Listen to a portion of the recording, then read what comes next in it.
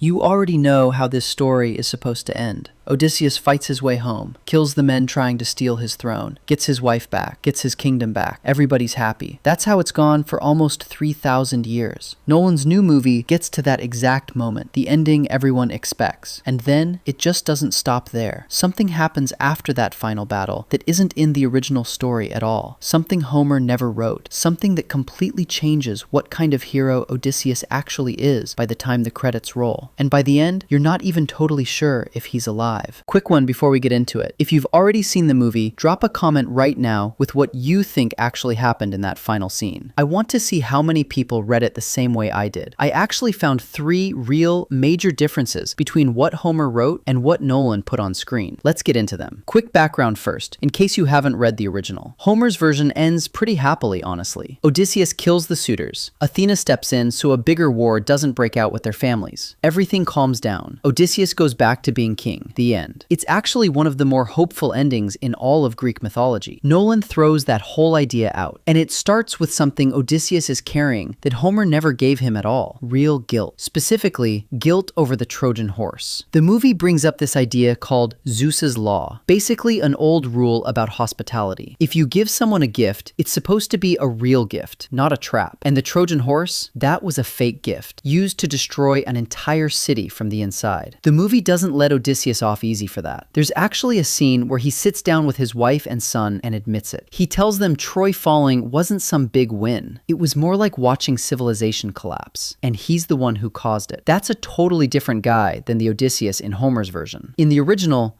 the Trojan Horse is the coolest thing he ever did. People loved him for it. Ancient audiences ate that up. The guy who outsmarted an entire city. That's basically his whole reputation. No guilt, no confession scene. None of that exists in the original text at all. Do you think the Trojan Horse should have been something to feel guilty about? Or is Nolan overthinking a story that was always just meant to be a clever trick? Let me know in the comments. Now, here's the big one, the actual ending itself. Because Nolan's Odysseus doesn't feel like taking his throne back is some big win either. It feels, to him, like just continuing the same cycle of violence he's disgusted with. So he walks away instead, hands the crown to his son, Telemachus, and sails off with Penelope, self-imposed exile. Homer's Odysseus never does this, never even considers it. He takes his throne back, rules for years, and the story treats that as the correct, happy outcome. Nolan's version treats the exact same outcome as something Odysseus needs to reject completely. And here's the part that really breaks from the original. The ending jumps around in time on purpose, and it's honestly left unclear whether Odysseus even survives to sail away at all. Maybe that peaceful ending is just something he's imagining, while he's actually dying on the floor of his own throne room.